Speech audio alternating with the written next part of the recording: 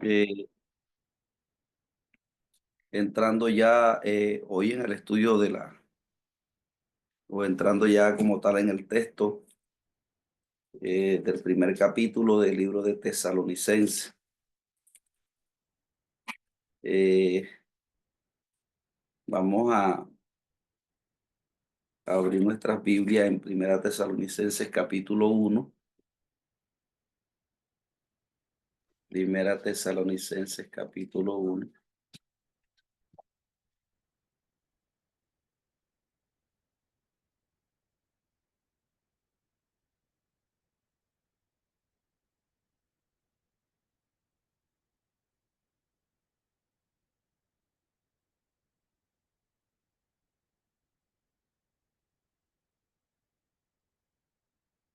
Y leemos la palabra de Dios bajo la bendición del Padre y del Hijo y del Espíritu Santo de Dios.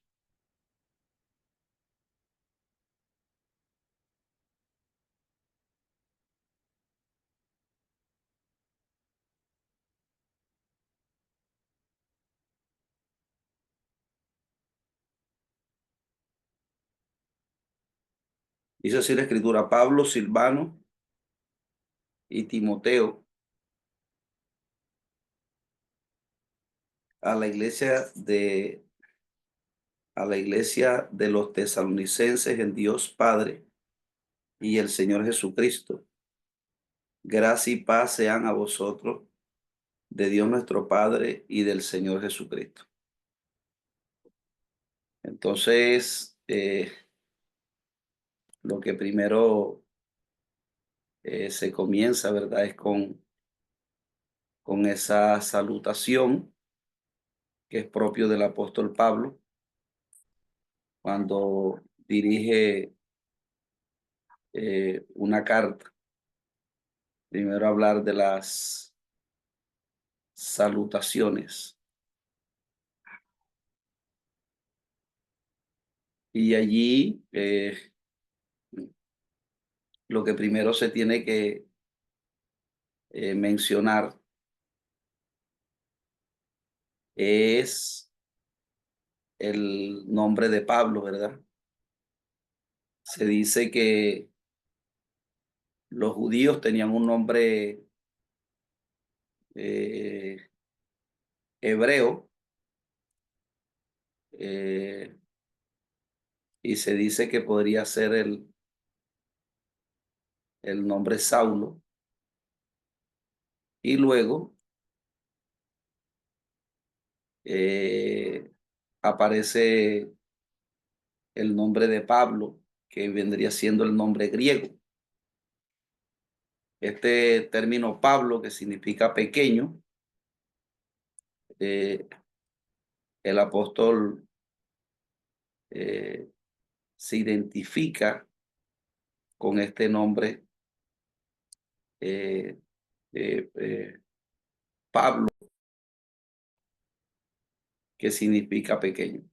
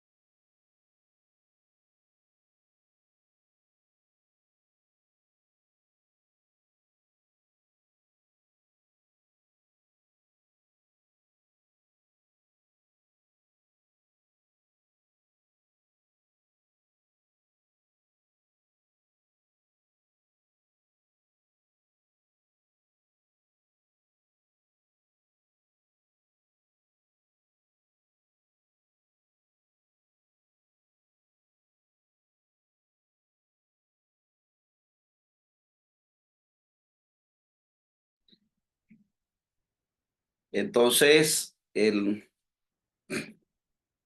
nombre de Pablo, eh, el nombre de Pablo significa pequeño, ¿verdad?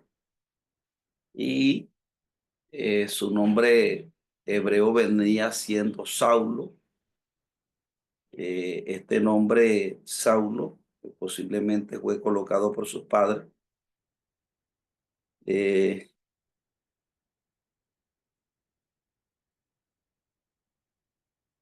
pero en Hechos capítulo 13 versículo 9, pues dice que otros empezaron a llamarle por este nombre Pablo, y dice que él empezó a referirse a sí mismo por el título de pequeño o el menor. Entonces, eh,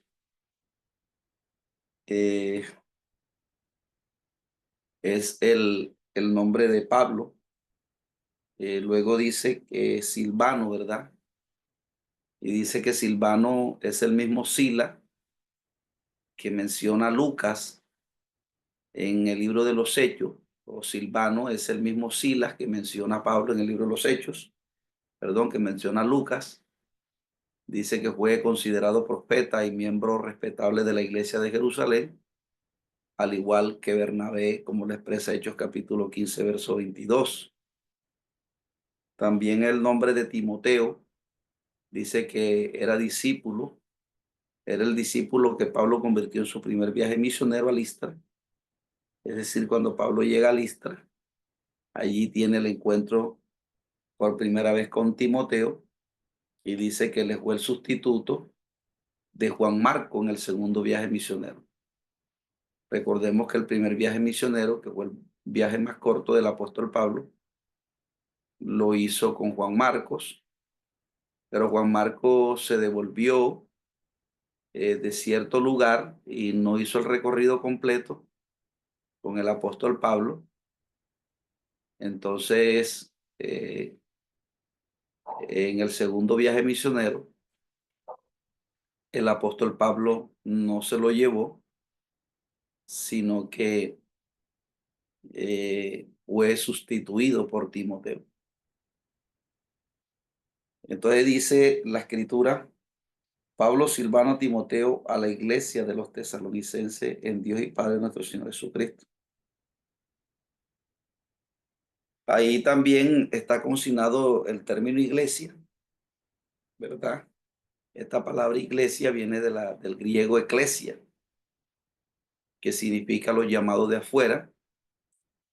Entonces dice que en la sociedad griega significaba la asamblea del pueblo, como lo expresa Hechos 9:32.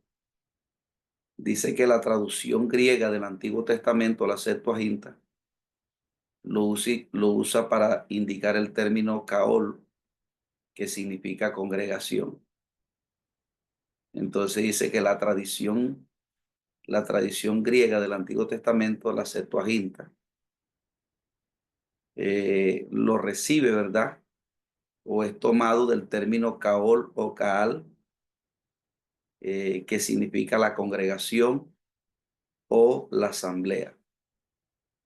Entonces, eh, la idea veterotestamentaria del término kaol o kaal no era a referirse al templo, ¿verdad? Al templo físico, sino a la asamblea en el Antiguo Testamento. Esta palabra iglesia, viene del griego eclesia.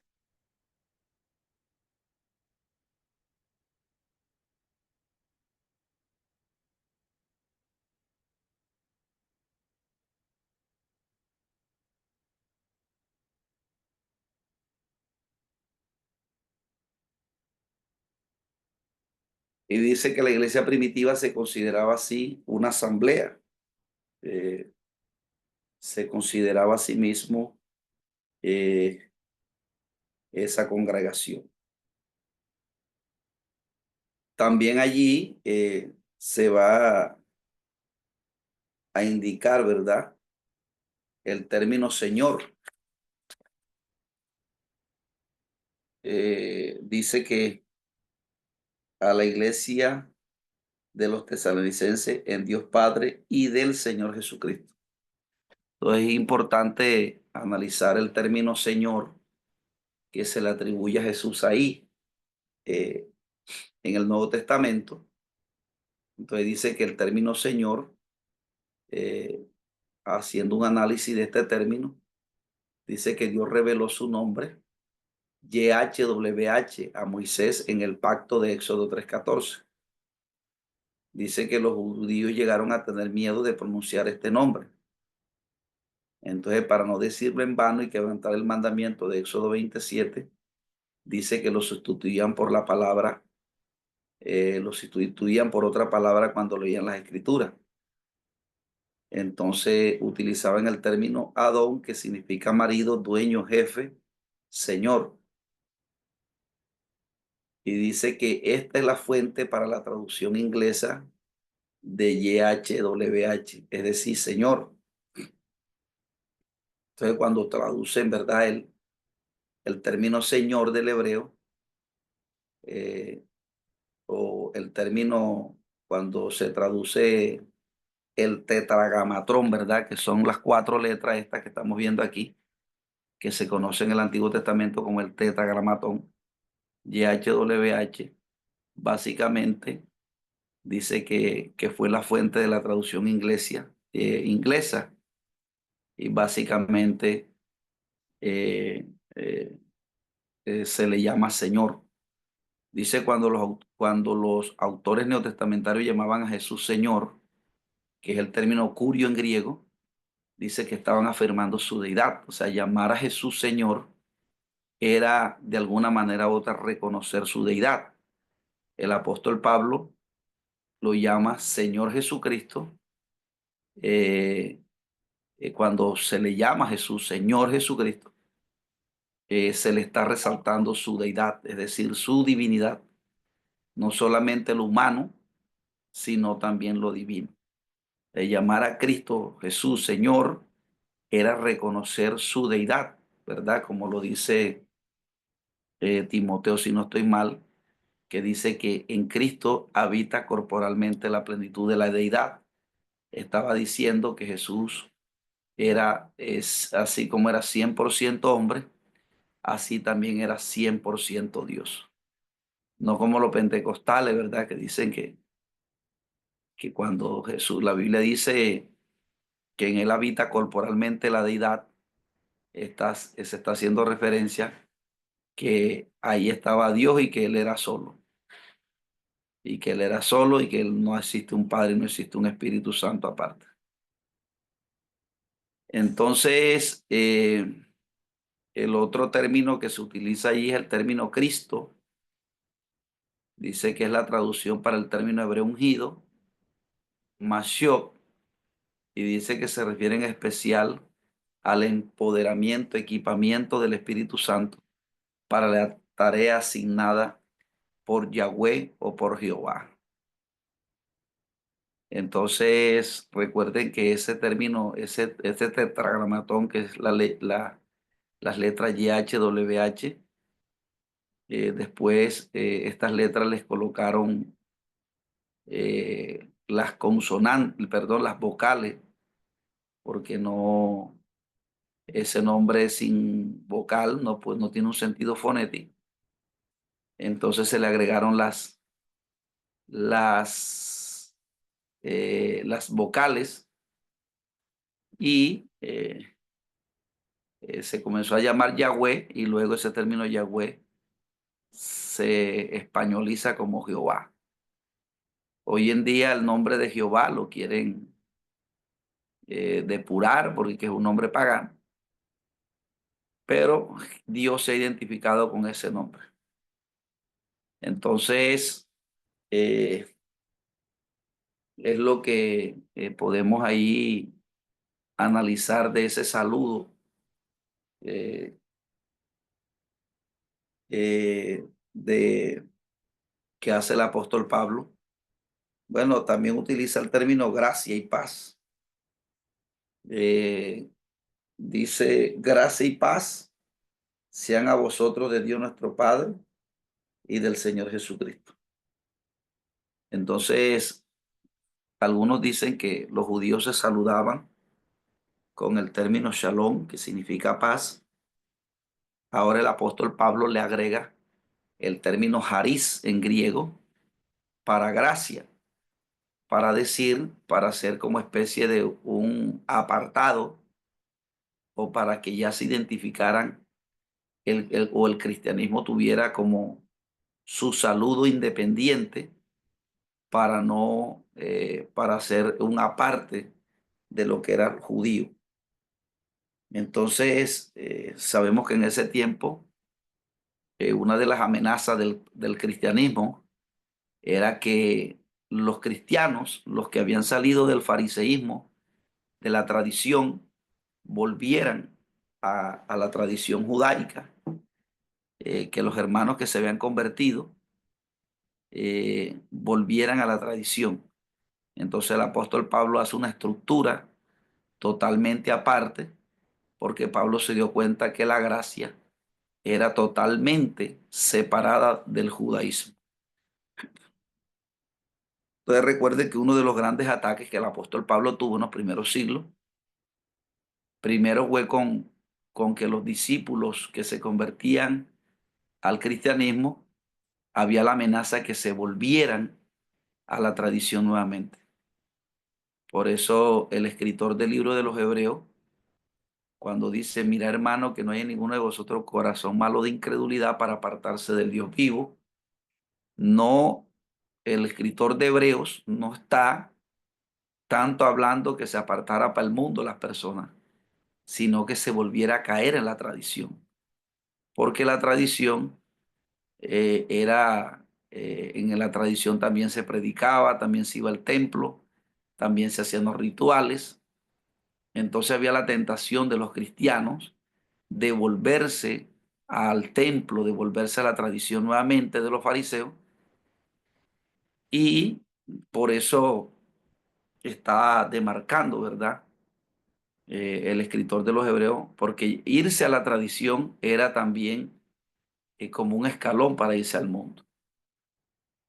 Entonces el apóstol Pablo hace toda una estructura para separarse totalmente de la tradición. Entonces ahora le agrega el término gracia, que es el término charis en griego, que significa regalo inmerecido, ¿verdad? Entonces, eh,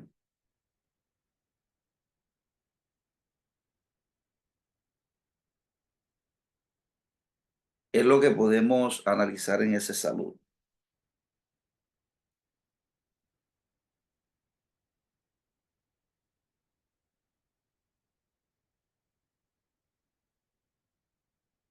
Luego viene los versículos de 2 al 4, dice, damos siempre gracias a Dios por todos vosotros, haciendo memoria de vosotros en oraciones, acordándonos sin cesar del Dios y Padre de la obra, de vuestra fe, del trabajo de vuestro amor y de vuestra constancia en la esperanza de nuestro Señor.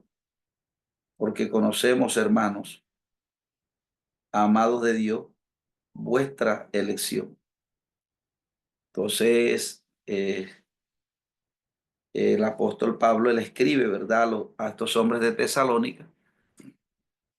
Se dice que esta carta la escribe estando en Corintios, por lo que estuvimos analizando en el contexto de cómo esta iglesia Pablo no pudo estar mucho tiempo con ella,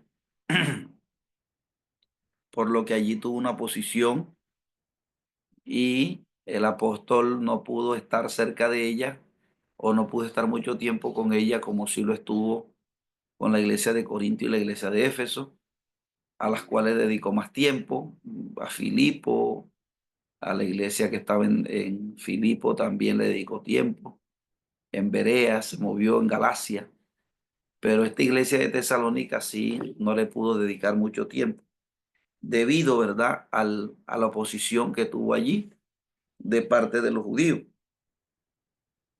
Entonces él le da gracias a Dios por ellos y dice, haciendo memoria de vosotros, de ustedes, en nuestras oraciones, acordándonos sin cesar delante del Dios y Padre de la obra de vuestra fe, del trabajo de vuestro amor y de vuestra constancia en la esperanza en nuestro Señor Jesucristo.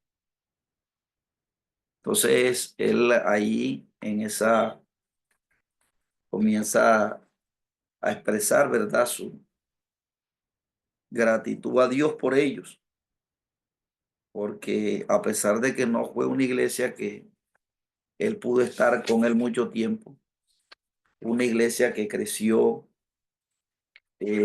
o que fue una iglesia que dio fruto muy rápido.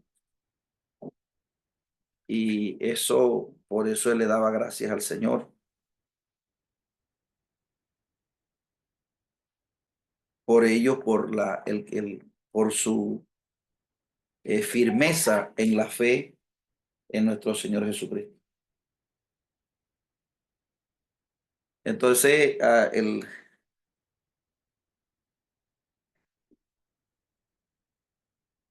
ellos no solamente creyeron, ¿verdad? Dice ahí,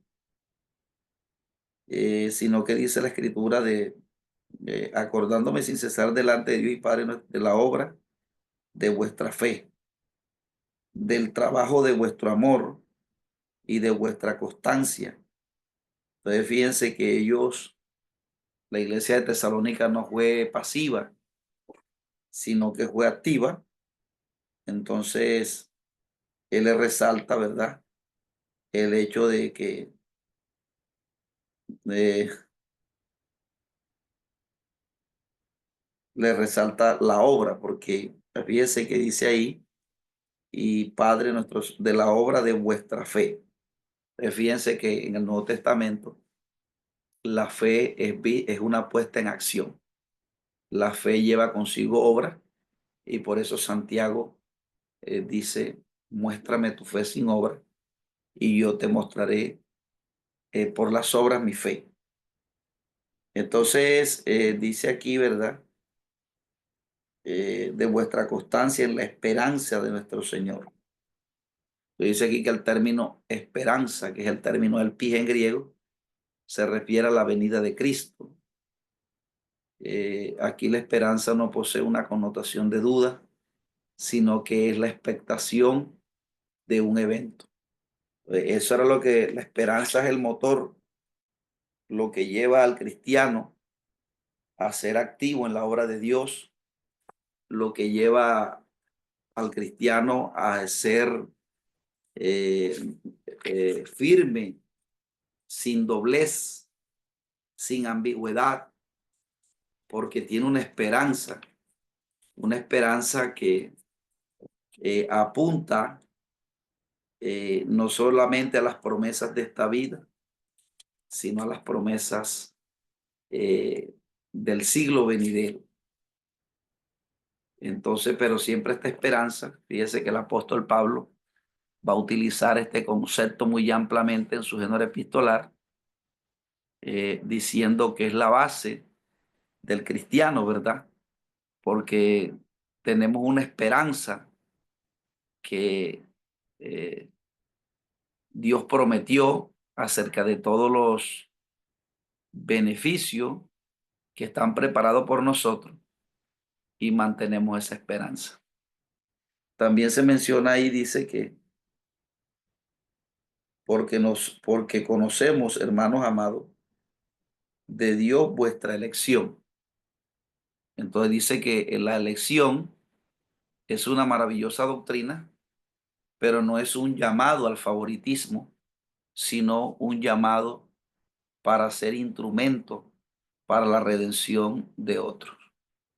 Entonces, estos términos que han sido muy mal interpretados, sobre todo por el movimiento de John MacArthur y del calvinismo del último tiempo, están tergiversando siempre que el apóstol Pablo se refiere a estos conceptos como la elección. Eh, entonces, ya nosotros sabemos de antemano, creo que esto se ha explicado muchas veces, que la elección que habla la Biblia eh, no es que Dios escoja a unos y a otras no. Escoja a unos y a otros no. Más bien es que hemos dicho que el escogido es Dios. ¿verdad? El escogido es Cristo. Entonces, quienes estén en Cristo serán escogidos, porque siempre que la Biblia habla de la elección o predestinación, siempre está apuntando al hecho de que el escogido es Cristo. Entonces, eh, Pablo da gracias a Dios, ¿verdad? Por la constancia, por la firmeza en ellos, en el Señor, y también del trabajo del amor de ellos, y también dice, vuestra constancia en la esperanza, porque conocemos, hermanos, amados de Dios, vuestra elección. Entonces, nosotros eh, eh, hemos dicho, ¿verdad? Claramente, por ejemplo, en Romanos 8:28, vamos a ir un momento para analizar qué es lo que el apóstol Pablo le estaba diciendo a los tesalonicenses cuando les habla de vuestra elección, y porque a veces eso se entiende como si Dios eligiera a unos y a otros no. Entonces, por ejemplo, en Romanos 8:28 dice la escritura de la siguiente manera.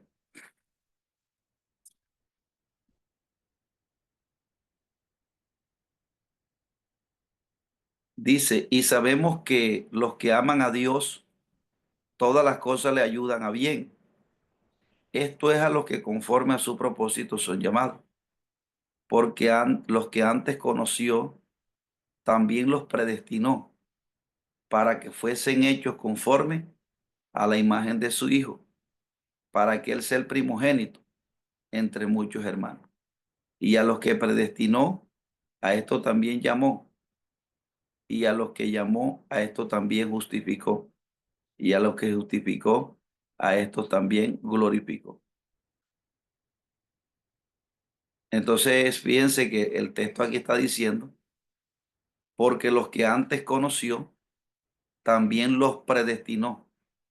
Entonces, fíjense que dice, para que fueran hechos conforme a la imagen de su Hijo. Entonces, aquí dice que la elección es una maravillosa doctrina, pero no es un llamado al favoritismo, sino un llamado para ser instrumento para la redención de otros. Es decir, eh, aquí son predestinados, dice, para que fuesen conforme a la imagen de su Hijo. De que la predestinación es que los que estamos en Cristo, entonces la predestinación es apuntes a Cristo. Entonces nosotros somos elegidos o somos predestinados siempre y cuando estamos en Cristo, en ese proceso de santificación. Porque fíjese que dice que nos predestinó para que fuésemos hechos conforme a la imagen de su Hijo. Esa palabra imagen en griego es ícono y significa que nosotros estamos en el Señor y vamos en un proceso de santificación y la meta es ser como Cristo en todos los aspectos. Entonces, los que están en ese proceso, los que estamos en ese proceso, entonces somos elegidos.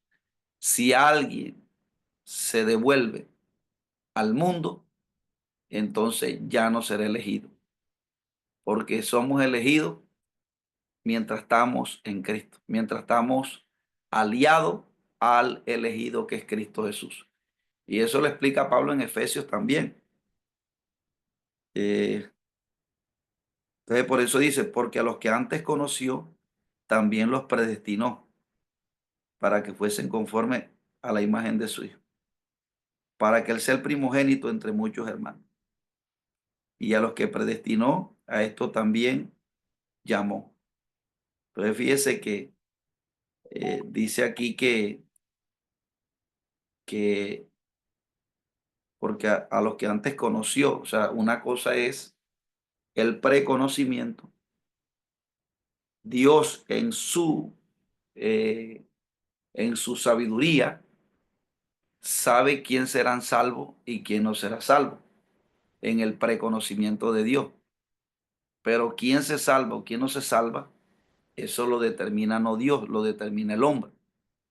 ¿Por qué? Por eso Juan 3 dice que para que todo aquel que en él cree no se pierda. Entonces, alguien dice que si el hombre eh, eh, cree en Cristo, entonces está haciendo obras para salvarse.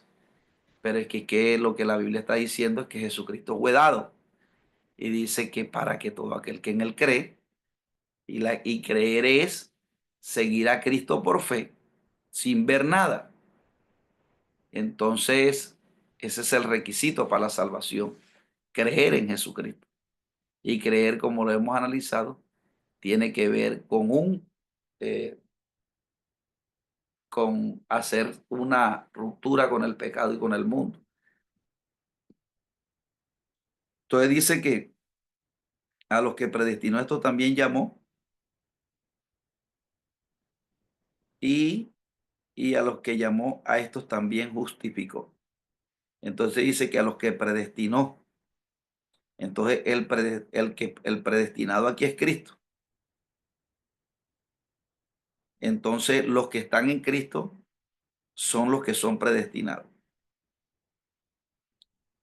Entonces con el propósito de impartirle la justicia.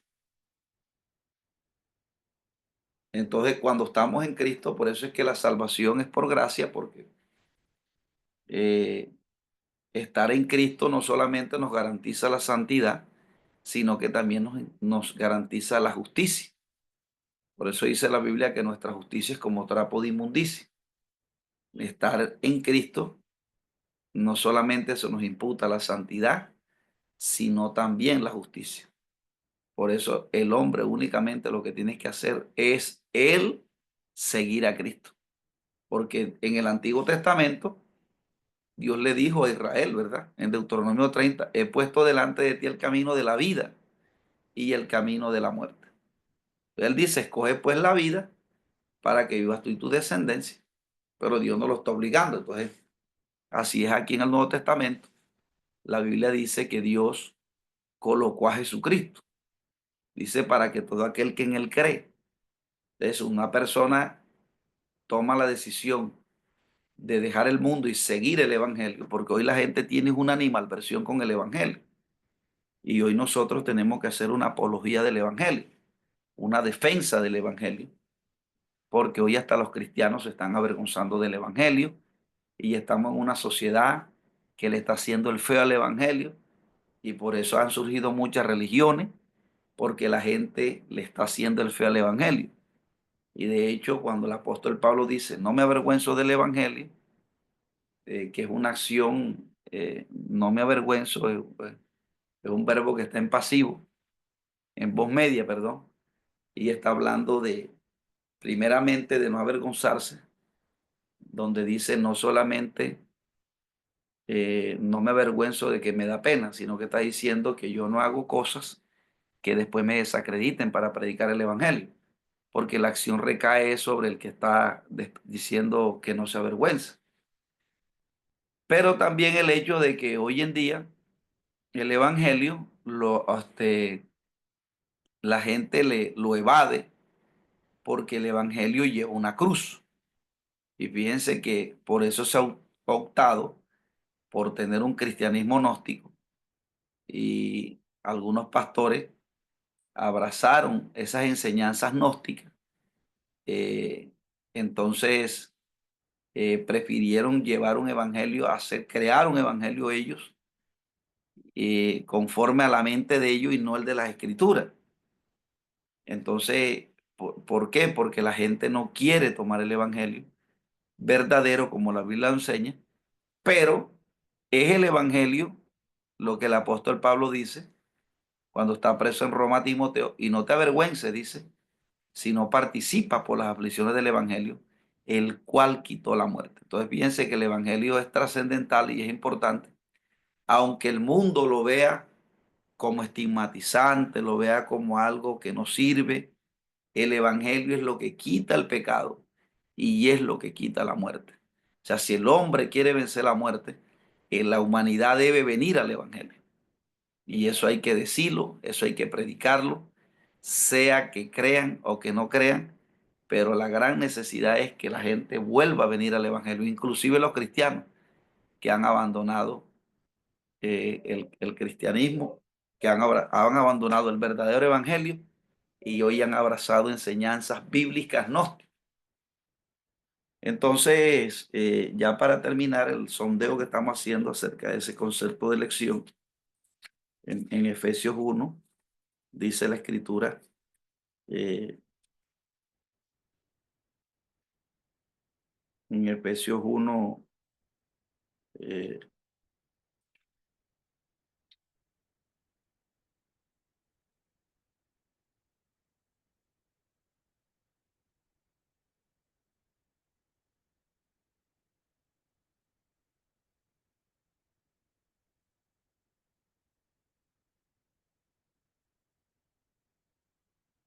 dice, Efesios 1:3 dice, bendito sea el Dios y Padre de nuestro Señor Jesucristo, que nos bendijo con toda bendición espiritual en los lugares celestiales con Cristo.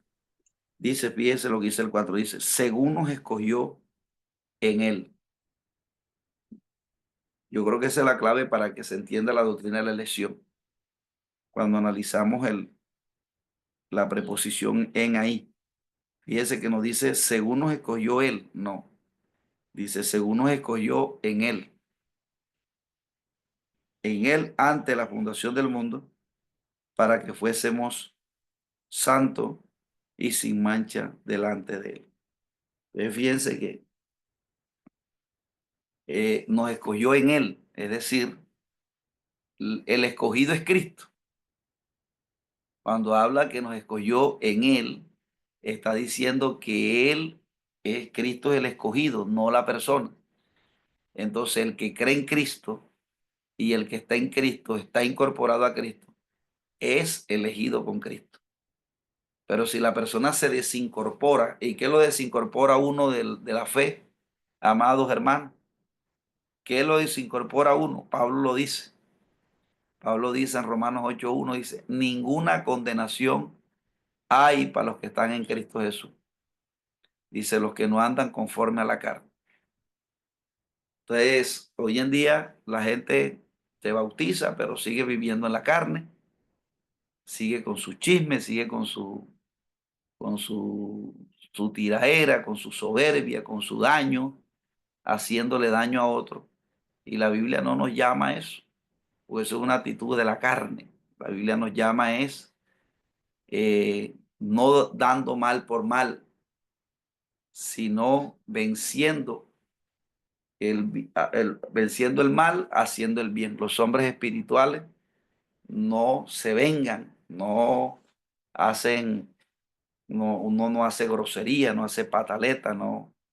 ¿Por qué? Porque los que estamos en Cristo ya no hacemos práctica de la vieja vida, eh, de la vida de la carne. Eh, luego de los versículos 5 en adelante, dice, en amor, habiéndonos en amor, perdón, Tesalonicense, vamos a Tesalonicense nuevamente. Dice aquí, pues nuestro evangelio no llegó a vosotros en palabras solamente, sino también en poder, en el Espíritu Santo, en plena certidumbre. Como bien sabéis cuáles fuimos entre vosotros, cómo fuimos entre vosotros por amor a vosotros. Y vosotros viniste a ser imitadores de nosotros y del Señor. Yo quiero que para darle contexto a Tesalonicenses, que nos vayamos a Hechos 17 otra vez, la llegada de Pablo a Tesalónica.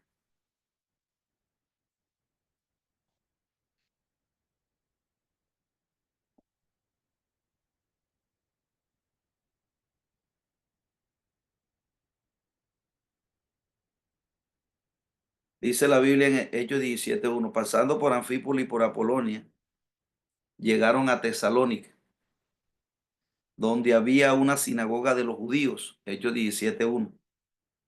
Y Pablo, como acostumbraba, fue a ellos y por 3 días de reposo discutió con ellos.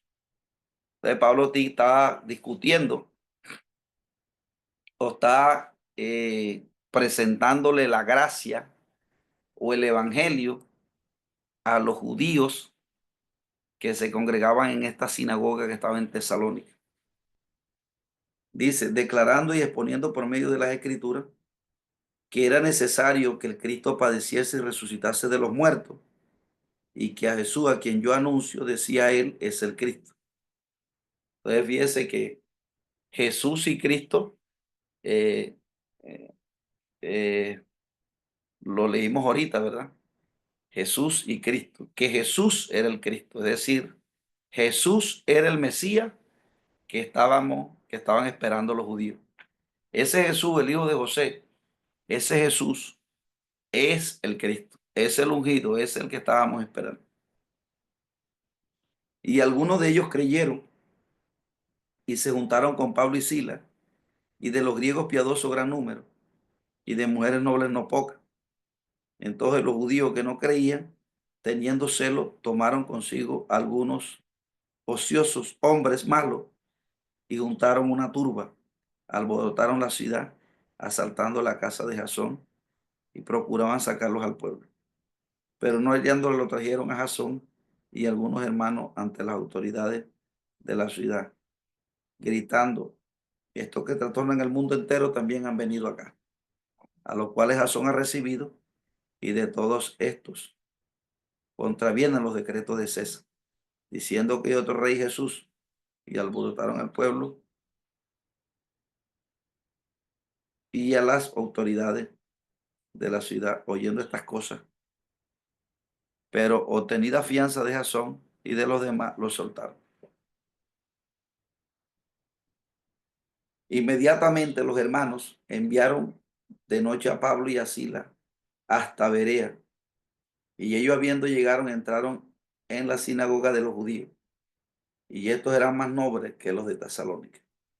Fíjense que la llegada de Pablo a Hechos no registra señales o milagros como si pasó en Corintio, como si pasó en Filipo. En Filipo ocurrió un milagro, ¿verdad? De que el carcelero se convirtió, que las puertas de las cárceles se abrieron. En Corintio, un hombre que no me acuerdo el milagro que estaba en Corintio, está registrado en Hechos 16, hubieron señales. Por ejemplo, en Éfeso, mucha gente que estaban endemoniada salieron demonios y hubieron milagros extraordinarios. Pero en Filipenses no, perdón, en Tesalónica no hubieron esas señales. Esta gente se convirtió más bien es por la palabra, pero por el mensaje que se predicó.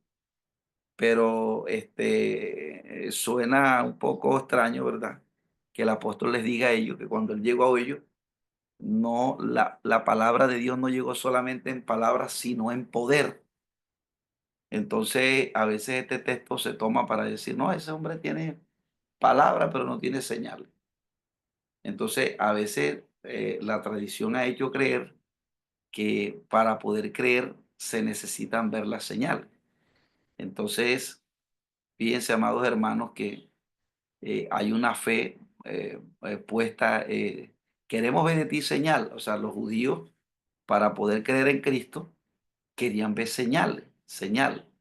Queremos ver de ti señal. Jesús le dijo, este pueblo, señal no se les será dada, sino que en Nínive se juntará en juicio contra ella y la condenará, dice, porque a la predicación Nínive se arrepintió. Y aquí más que Jonás en este lugar. Entonces, fíjense que una de las cosas que el cristiano nosotros tenemos que perseguir o lo que nos tiene que unir es lo que dice la Escritura. Si la Biblia nos dice, hermano, hay una unidad que está registrada en la Biblia. Oye, porque cuando Jesús le dijo a los discípulos, Señor, que ellos sean uno así como nosotros, ¿Qué está diciendo la Biblia? Que nosotros, todos los discípulos, tenemos que andar en unidad. Eso, no le ponga ahí una hermenéutica avanzada para interpretar ese texto. Una cuestión de práctica. Entonces, si la Biblia nos dice que tenemos que unirnos, o sea, nosotros tenemos que someternos a lo que dice la palabra. Entonces, unos no se unen porque quieren ver señales. Entonces, quieren que las personas y esa era la oposición de los fariseos con Cristo. Queremos ver de ti señal. Entonces, no es que las señales no existan o que el evangelio, sino que una cosa es el inconverso y otra cosa es el cristiano. Ya el que es cristiano ya tiene que creer es por lo que dice la palabra. No significa que no dejemos de creer en las señales, sino que yo no sigo las señales, sino que yo sigo es la palabra. Porque la palabra me manda a la unidad, yo tengo que seguir esa visión porque es bíblica, porque eso no se lo está inventando el que preside esta visión, sino que eso está en la Biblia, sino que se había dejado. Cada quien había hecho sus cuestiones aparte, pero Dios nos llama a unirnos. ¿Por qué? Porque es lo que enseña la Escritura. Entonces hay gente que dice que para creer en esta visión tiene que ver en el liderazgo que Dios ha colocado. Quieren ver señal, ¿verdad? Entonces nosotros, eh, nosotros seguimos creyendo que Dios hace milagros, claro, y que Dios sana, y porque la Biblia dice que las señales nos deben seguir a nosotros. Entonces este pasaje a veces lo toman, lo han puesto lo han colocado, eh, o sea, colocan y que el poder de una parte y el conocimiento de otra parte. Entonces la gente dice, tiene mucho conocimiento, pero no tiene poder. Entonces fíjense ustedes como si el poder fuera del ministro. El poder es del Señor. Y el Señor, por mucho poder que usted tenga, era como los profetas verdaderos.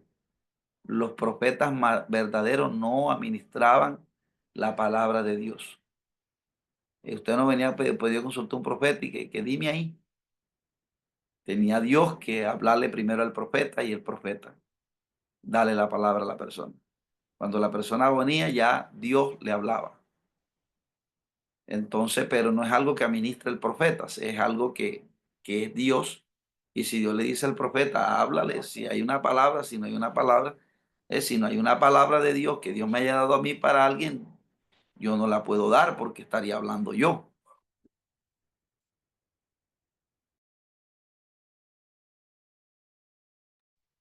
Un segundo que vino alguien ahí.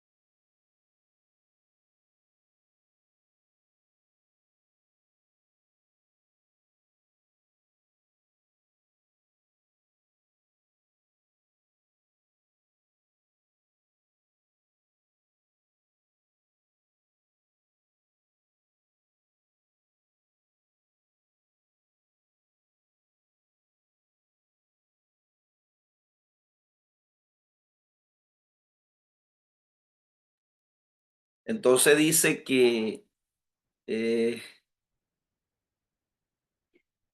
el evangelio no llegó solamente en palabras, dice más que una idea abstracta, el evangelio les cambió la vida, ¿verdad? Cuando la Biblia dice en Romanos 1:16, no me avergüenzo del evangelio porque es poder de Dios para salvación. La palabra poder en griego es dunamis y significa que el evangelio no actúa como un poder explosivo, sino como un poder regenerador. Entonces, cuando dice que la palabra no solamente llegó, que el evangelio no solamente llegó en palabras, sino en poder, ¿verdad? Lo dice aquí. Entonces, que voy a darle contexto en Hechos, porque los tesalonicenses no recibieron milagros. Ellos creyeron por la predicación, distinto a los corintios, que en Corintios sí Dios levantó un hombre, un paralítico. Acá en Éfeso hubieron milagros, tanto que los brujos vendieron los libros, perdón, quemaron los libros de brujería que se utilizaban allí en Éfeso. Pero estos tesalonicenses creen a la predicación del apóstol Pablo. Esa gente se convirtió inmediatamente,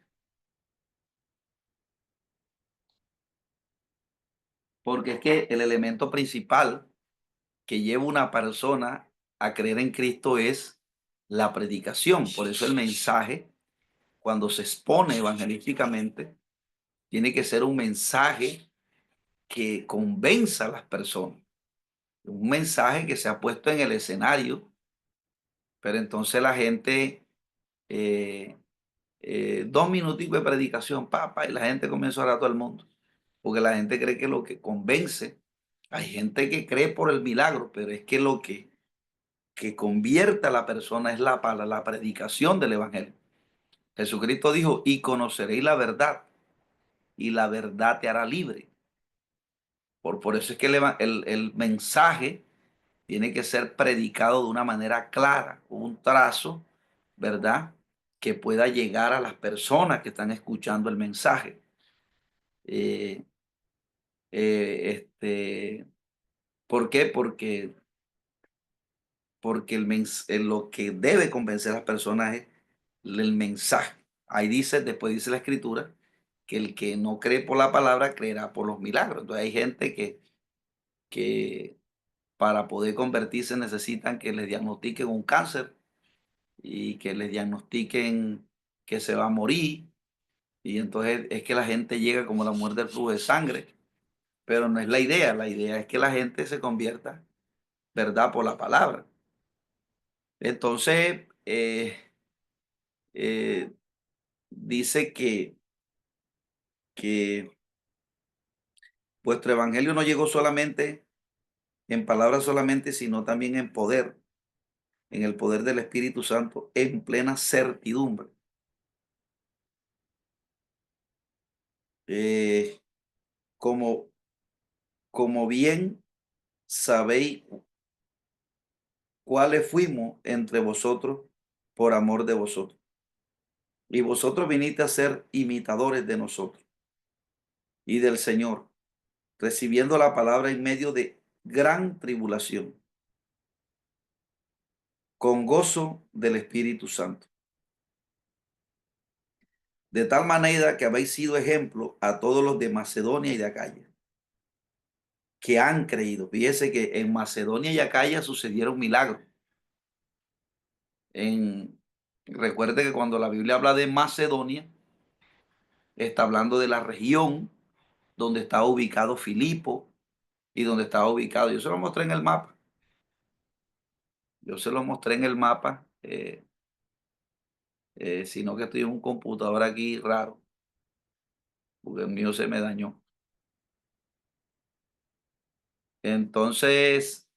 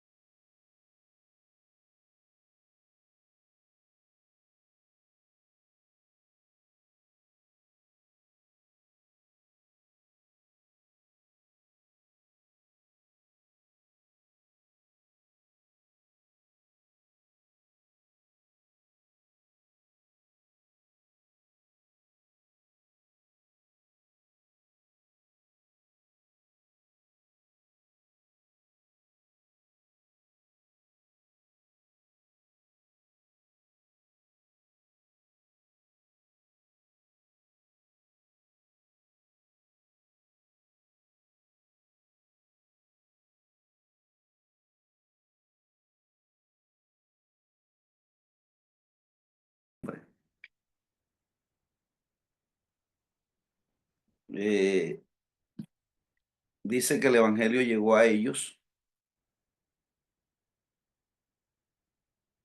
en plena certidumbre, es decir, que ellos, la palabra que se les fue predicada,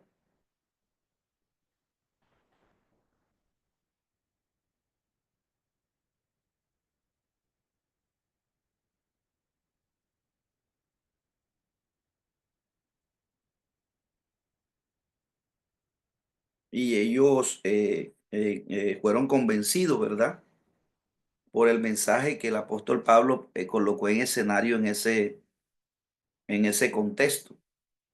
Entonces, eh, como bien sabéis, fuimos entre vosotros por amor de vosotros, y vosotros viniste a ser imitadores de nosotros y del Señor, recibiendo la palabra en medio de gran tribulación. Entonces, fíjense que, aunque aquí se utiliza el término gran tribulación, no está haciendo referencia, porque una cosa es gran tribulación, una cosa es gran tribulación con el superlativo, y otra cosa es el término,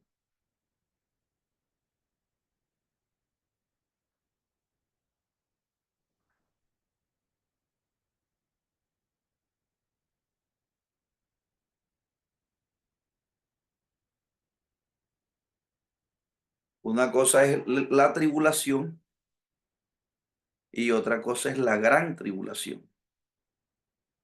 Eso es importante analizarlo porque este término tribulación va a aparecer aquí, va a ser muy, este, va a ser muy, eh,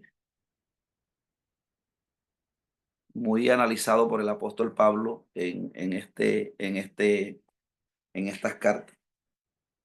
Entonces, fíjense que lo que está diciendo la escritura es que el cristiano lo que vive es tribulación.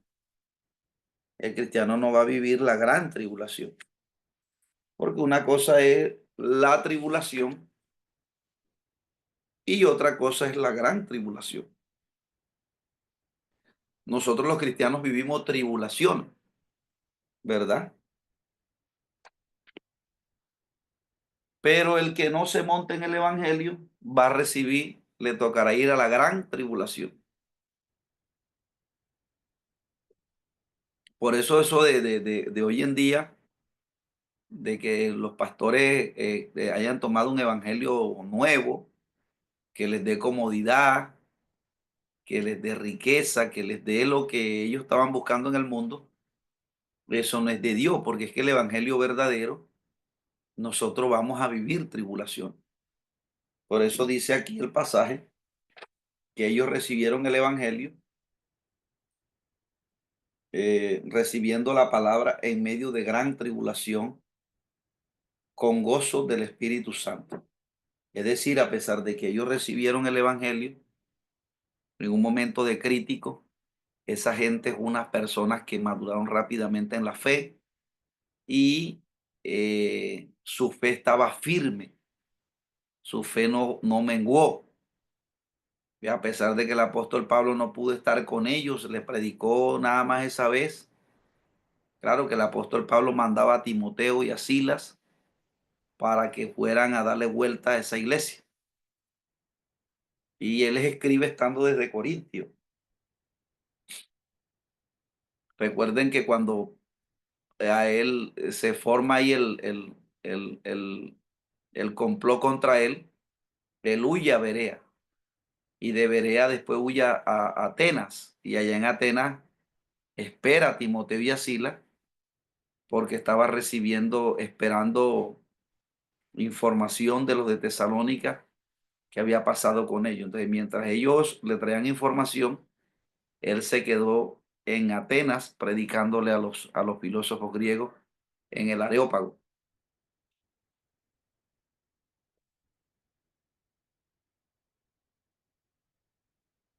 Entonces dice aquí que de tal manera que habéis sido ejemplo a todos los que están en Macedonia y Acaya. que han creído, porque partiendo de vosotros ha sido divulgado la palabra del Señor, no solo en Macedonia y Acaya. Recuerden que Acaya, la capital era Corintios, y Macedonia era la región donde estaba Filipenses, donde estaban los filipenses y estaban los de Tesalónica y los de Berea.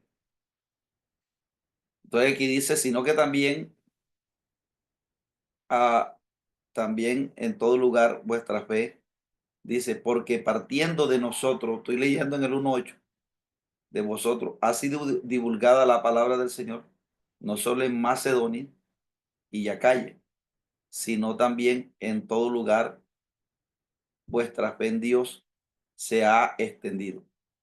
De modo que nosotros no tenemos necesidad de hablar nada, porque ellos mismos cuentan de nosotros la manera en que nos recibiste y cómo os convertiste de los ídolos a Dios para servir al Dios vivo y verdadero y esperar de los cielos a su Hijo, el cual resucitó de los muertos, a Jesús, quien nos libra de la ira venidera.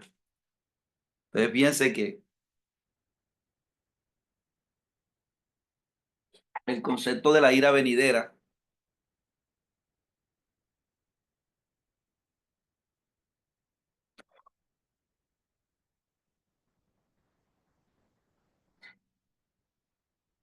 la expresión ira, que es el término orge en griego, orgeo tumos,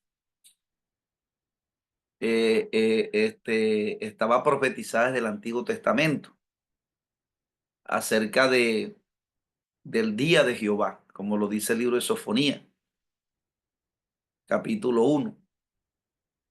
Entonces, ese día de la ira de Jehová está hablando del castigo para la nación, para su pueblo que ha apostatado de la fe. Así como en el Antiguo Testamento, Dios levantó a Nabucodonosor para que le hiciera juicio a su nación por la apostasía en la que cayó Israel.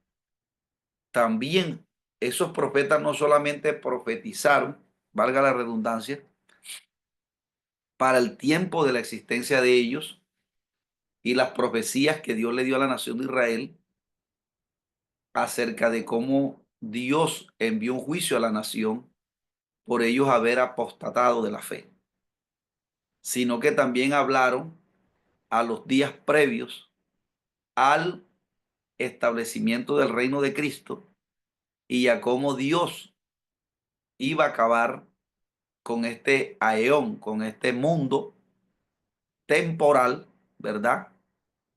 Entonces, así como para Israel había una ira que hace referencia al juicio de Dios, al justo juicio de Dios, porque la expresión ira en la Biblia hemos dicho que es un antropopatismo, entonces donde a Dios se le atribuyen sentimientos humanos, sentimientos como de la ira, el enojo, ¿verdad? Sentimientos que tienen que ver con lo que no es positivo. Entonces el apóstol Pablo también utiliza el término, dice, porque la ira de Dios se revela desde el cielo. Entonces la ira de Dios en la Biblia no es que Dios tenga rabia, sino que es el justo juicio de Dios. Es decir, Juan 3:16 dice, y esta es la condenación, que la luz vino al mundo y los hombres amaron más las tinieblas que la luz.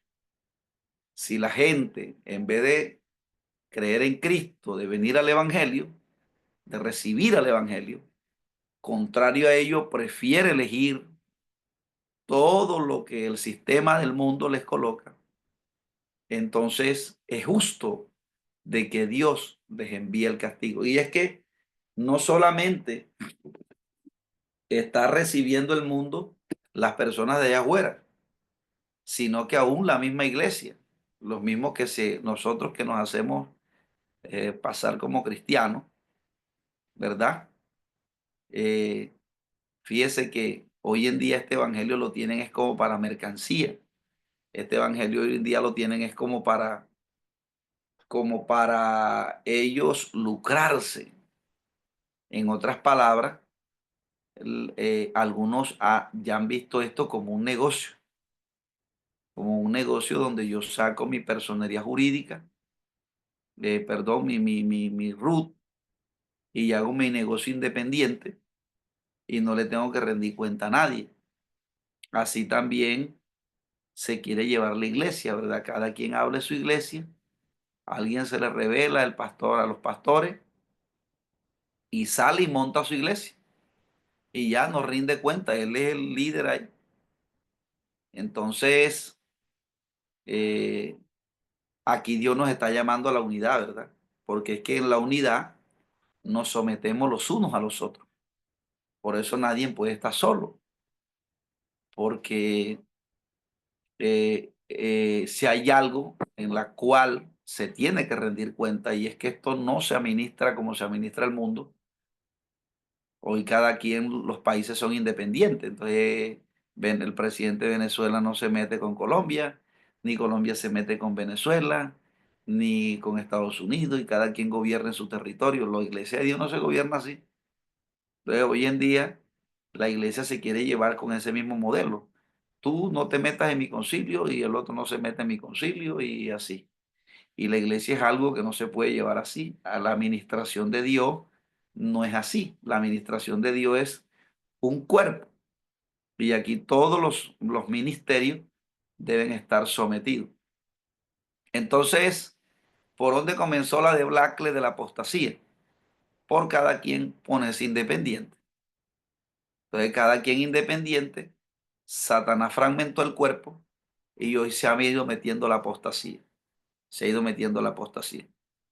El otro día escuché un varón ahí de un concilio grande que está en Latinoamérica, uno de los que presiden ese concilio, diciendo de que Jesús era menor que el Padre y que el Padre tenía más poder que Cristo. Entonces él cae en el monarquianismo dinámico de los testigos de Jehová. Entonces imagínense si él es una figura, eh, una autoridad, un hombre de envergadura en ese concilio, entonces y no conoce la doctrina.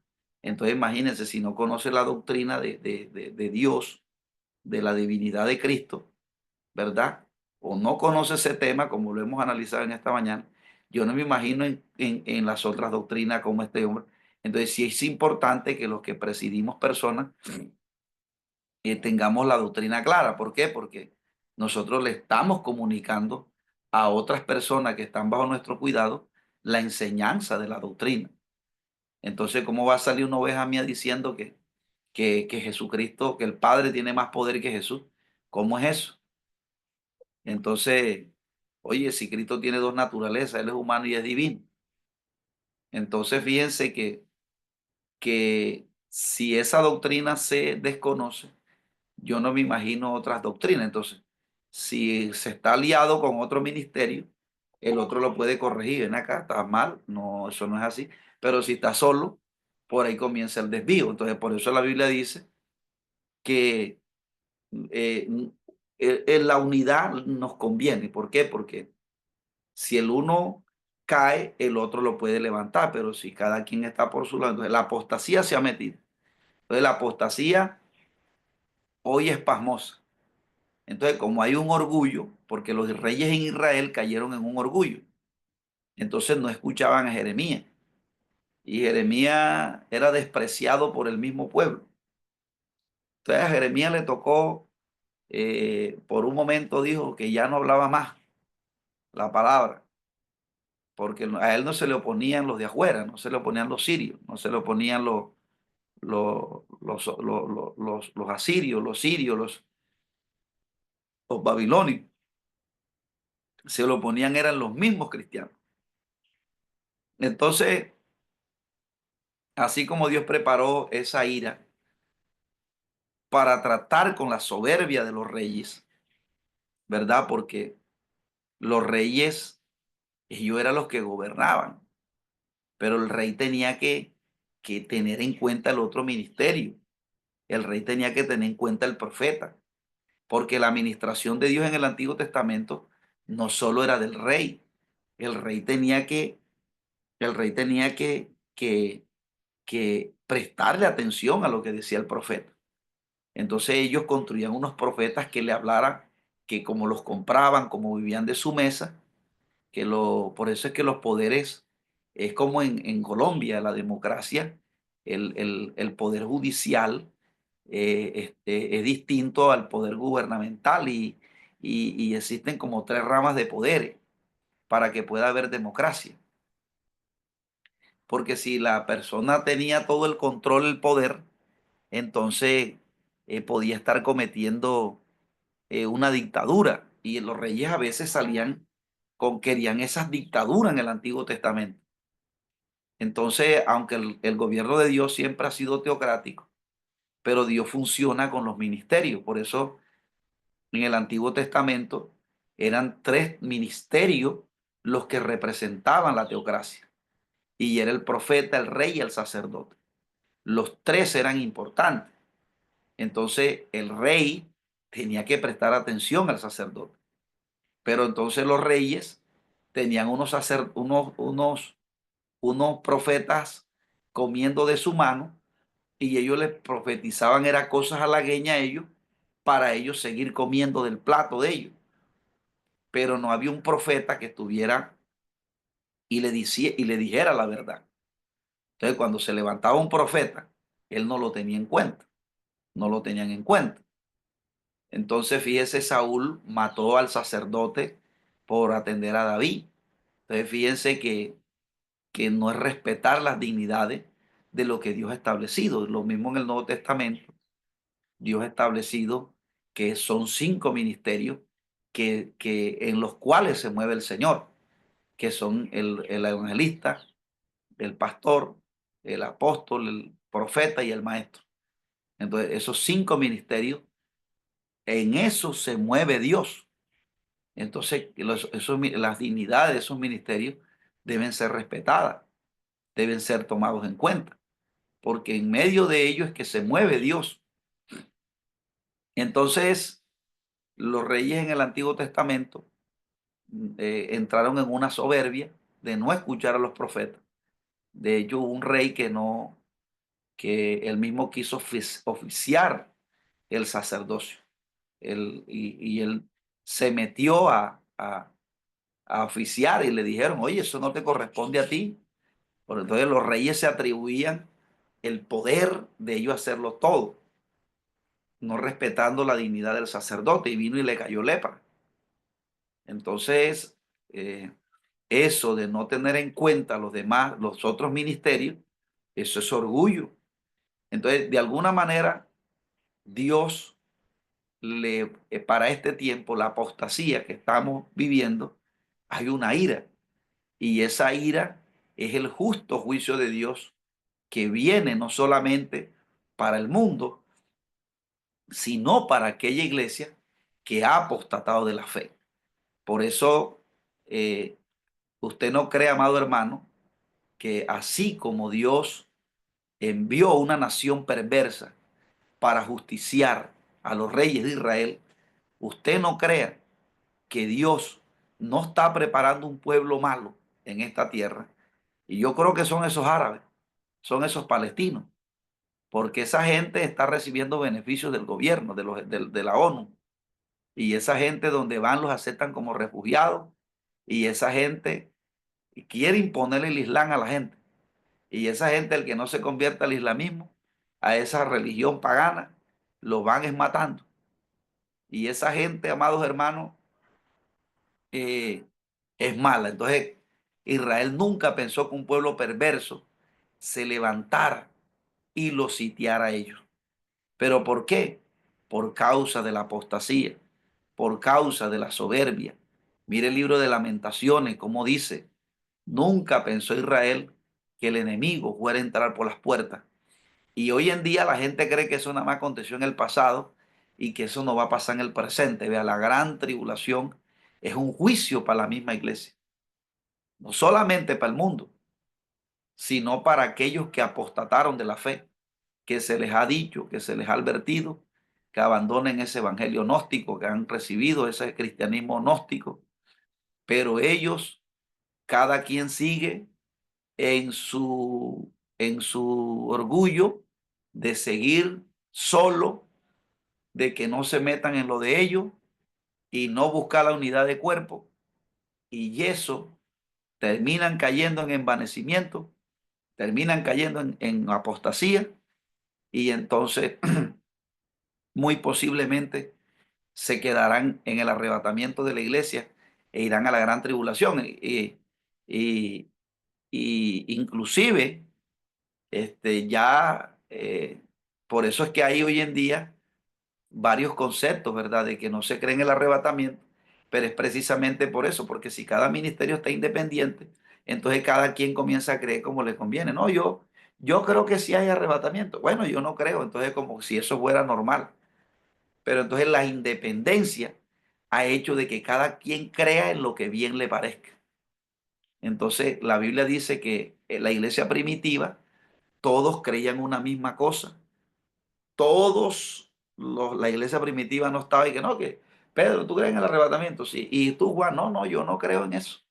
Entonces estaban divididos. No, la iglesia primitiva toda creía una sola doctrina.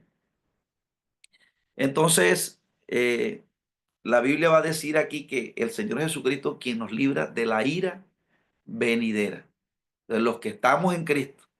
Por eso vivimos tribulación, por eso vivimos momentos difíciles. Y yo quiero que usted vaya conmigo a Romanos capítulo 5 porque es un tema.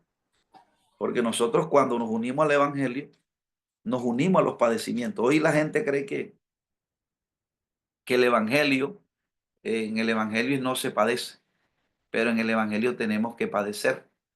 ¿Por qué? Porque es allí donde la Biblia dice que la fe será aprobada.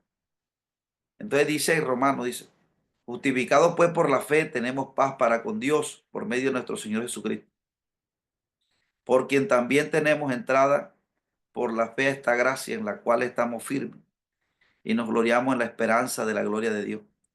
Y no solo esto, sino que también nos gloriamos, es decir, también nos alegramos en las tribulaciones, sabiendo que la tribulación produce paciencia. Y la paciencia prueba y la prueba esperanza. Y la esperanza no avergüenza, porque el amor de Dios, porque el amor de Dios ha sido derramado en nuestros corazones por el Espíritu Santo que nos fue dado. Entonces fíjense que el propósito de la tribulación es que con ello venga la paciencia. Y la palabra paciencia ahí, el término dokimazo, ¿verdad? En griego, que significa, perdón, hipamonén, que es el término paciencia en griego, y está hablando de que la paciencia ahí está hablando de resistencia, está hablando de firmeza, es decir, es la tribulación lo que nos lleva a que nosotros nos afirmemos cada día más en el Señor, porque la Biblia dice también que muchas son las tribulaciones o muchas son las aflicciones del justo, pero que de todas ellas le librará Jehová. David fue llevado a tribulaciones. Una de las cosas que quiere recoger el Nuevo Testamento es que los hombres de fe, los que vivieron por fe en el Antiguo Testamento, fueron hombres que vivieron tribulaciones, fueron hombres que vivieron persecuciones, fueron hombres que vivieron problemas. Y ni se diga Job, que Job es el primero que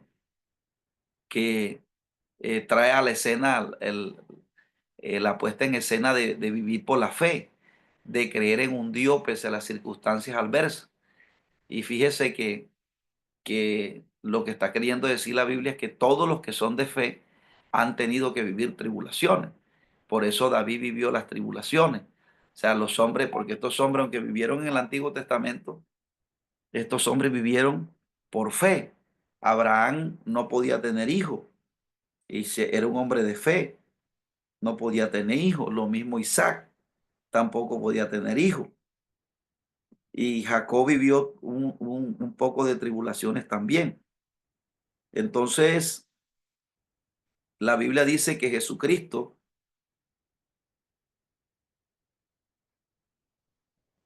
La Biblia dice que Jesús, él no escatimó a su propio hijo, es decir, Jesús también tuvo que ir a la tribulación. Jesús tuvo que vivir tribulaciones.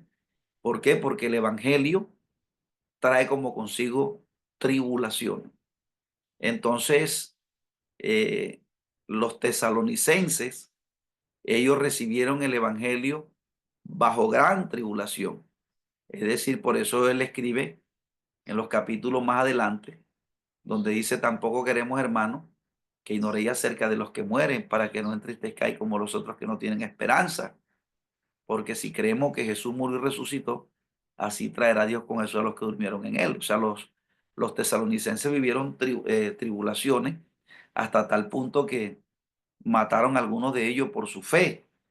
Entonces, pese a las tribulaciones, pese a las circunstancias adversas que estaban viviendo ellos, su fe se mantenía firme, su fe se mantenía como viendo al invisible. Entonces, de alguna manera, la tribulación lo que nos va a hacer a nosotros es que David, si David no vive las tribulaciones que vivió por la persecución de Saúl, entonces él no pudiera, no, hoy no hubiera un libro de los salmos escrito que nos consuela a nosotros en medio de las tribulaciones, ¿verdad?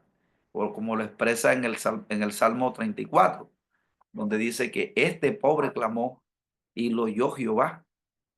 Amén. Entonces dice que decía yo en mi premura, cortado soy delante de tus ojos, pero oíste a la voz de mis ruegos cuando te clamaba. Con mi voz pediré a Jehová, con mi voz clamaré a Jehová, perdón. Con mi voz pediré a Jehová misericordia. Delante de él manifestaré mi angustia, porque cuando estaba eh, atribulado fue donde me hiciste ensanchar. Entonces, los hombres de fe del Antiguo Testamento fueron hombres que vivieron tribulaciones. Y eso es lo que el apóstol Pablo le estaba comunicando. Y eso era lo que saltaba de los tesalonicenses, que pese a que ellos estaban viviendo tribulaciones, sin embargo su fe se mantenía firme, su fe avanzaba, ¿verdad? Entonces, por eso es que es una de las iglesias que él exalta, porque ellos creyeron en medio de gran oposición.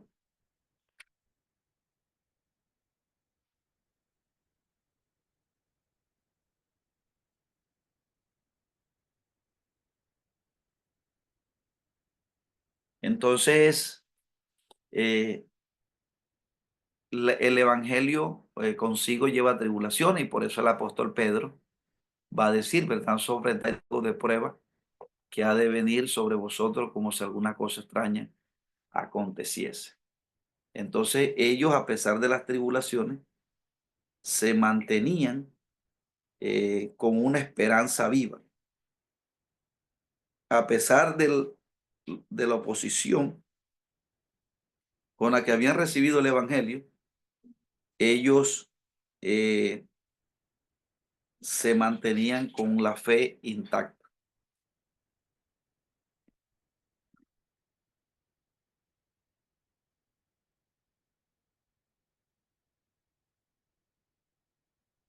Dios le bendiga, amados hermanos.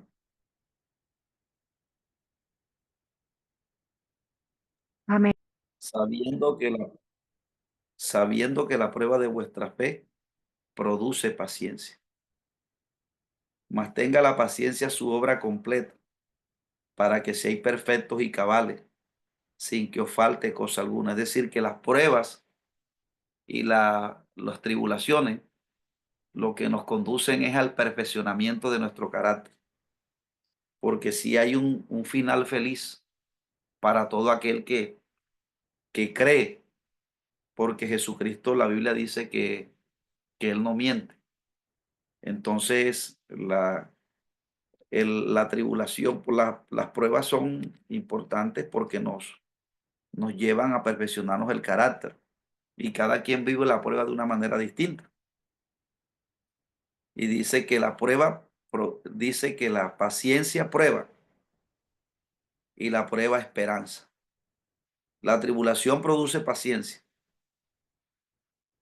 Entonces la paciencia allí es, dijimos que es resistencia, es decir, como cuando usted, el otro día yo estaba viendo un varón que fue al ejército y estaba testificando que él se metió el celular aquí en el bolsillo y una bala de fusil le pegó en el celular y la bala entró, pero como el,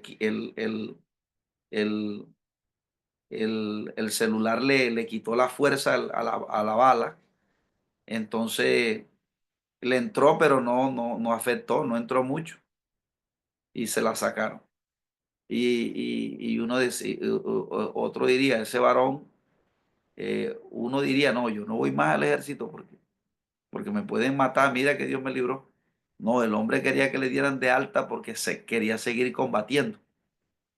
Entonces, cuando la persona eh, eh, se vive la prueba y se pasa y Dios interviene, porque fíjese que el salmista David dijo, es una promesa, que muchas son las aflicciones del justo, está hablando de tribulaciones. Dice, pero de todas ellas le librará Jehová. Eso es una promesa. La Biblia dice que él librará al menesteroso que clamare. Entonces fíjese que, ¿por cuál es el propósito? De que nosotros en medio de las circunstancias nos derramemos delante de Dios y ahí conocemos al Señor. Ahí le conocemos, ahí, porque una de las cosas que transmite la idea de, por ejemplo,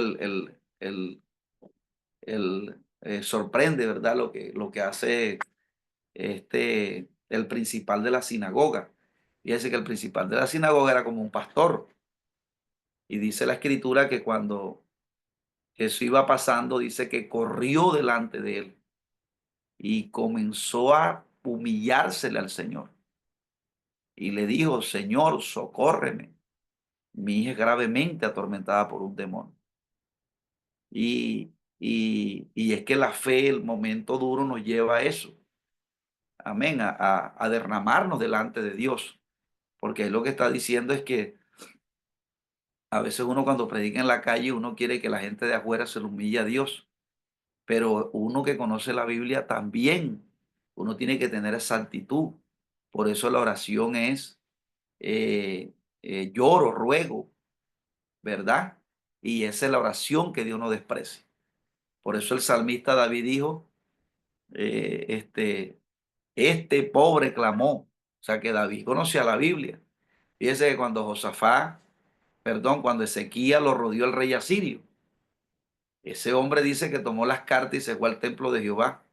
Y dice que comenzó a llorar allí a Dios y a decirle, Dios, es verdad que ellos destruyeron las otras naciones por cuanto ellos no son dioses. Pero, pero Señor, mira que se ha metido con el Dios de los hebreos. Y él dijo, si tu palabra dice, Dios mío, que si viniere pecado, si hubiéramos pecado y, y nos arrepintiéremos en esta casa, entonces tú irás desde los cielos. Y el hombre hizo una oración, hermano, que llegó al cielo y la escritura dice que Dios le dijo al profeta Isaías, ve y dile a Ezequías que lo que me ha pedido he oído. Así como Dios escuchó al centurión, ¿verdad? Perdón, a Jairo. El, Jairo clamó y aparentemente Dios no lo escuchó porque Jesús se puso a sanar a la mujer del flujo de sangre. Y vinieron de casa del principal a decirle, tu hija acaba de morir. Pero Jesús le dijo, no temas, cree solamente.